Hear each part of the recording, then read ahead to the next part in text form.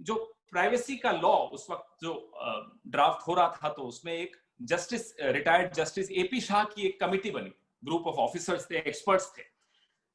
तो group of experts on privacy से चर्चा के बाबत लिखते हैं कि अंखी ने, ये उनका मेमो बता रहा हूं मान 11 का, कि अंखी ने भारत सरकार के अधिकारियों से और इस कमेटी के मेंबर्स से बात करने की कोशिश की।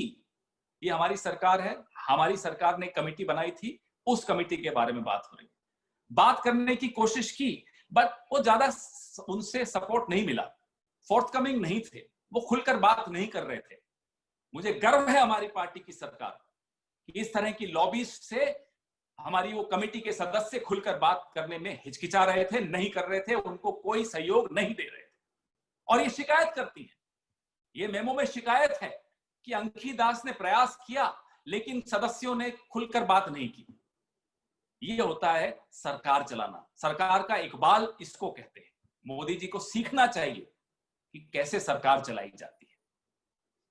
इसी दौरान 4 PILs लगी हुई थी हमारी सरकार के खिलाफ। एक राजीव चंद्रशेखर जी की तरफ से थी, भारतीय जनता पार्टी के हैं, तब भी हमारे विपक्ष में थे और भारतीय जनता पार्टी के सहयोग में थे, सांसद थे। तो ये 4 PILs का एक कोalition था, सुप्रीम कोर्ट में PILs थी।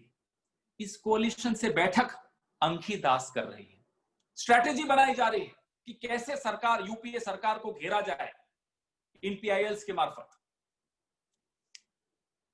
मेमो में लिखते हैं कि ये 4 public interest litigation supreme court में भारत सरकार के विरुद्ध हैं। फरवरी से लेकर अप्रैल 2013 में इनकी सुनवाई होगी और भारत सरकार को बड़ा कठिनाई महसूस होने वाली है अपने आप को बचाने के लिए। ये भारत सरकार, यूपीए की सरकार किसी पार्टी की सरकार नहीं होती, भारत की सरकार थी, चुनी हुई सरकार थी। अंखी दास PILs में मदद कर रही हैं, राजीव चंद्रशेखर जी की मदद कर रही हैं, और जो PILs जिन्होंने लगाई हैं उनकी मदद कर रही हैं। और मेमो में लिखा जा रहा है, the government will have a tough job defending itself. सरकार को बड़ी कठिनाई होगी अपने आप को बचाने के लिए।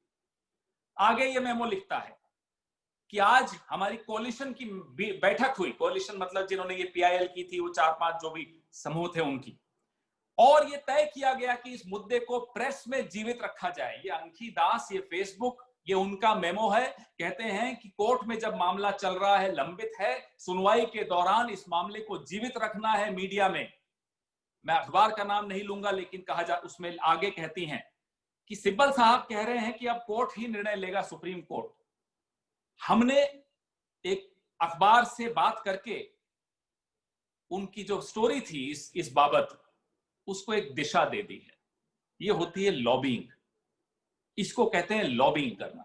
ये लॉबिंग तब करवा रहे थे फेसबुक से जब ये विपक्ष में थे, सोचिए आज क्या करवा रहे हैं जब ये सत्ता में है।